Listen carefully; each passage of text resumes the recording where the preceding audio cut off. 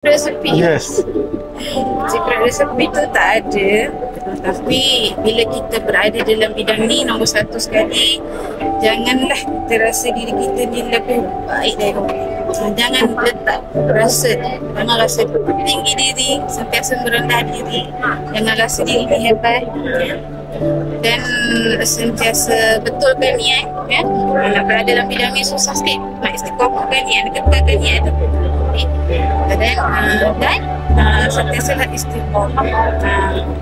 Dan kemenangan ini adalah kemenangan pada saya seorang.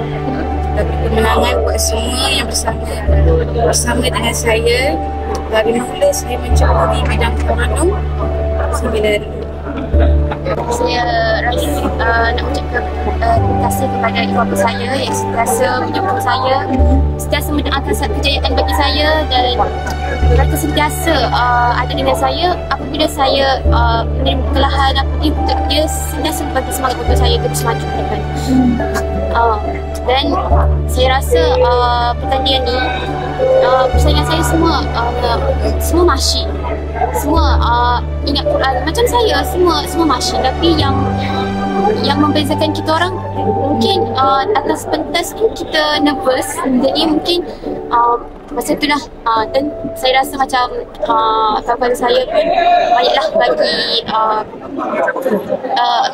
semangat lah untuk saya. Okay, berambil result lah. Alhamdulillah. Alhamdulillah. Berapa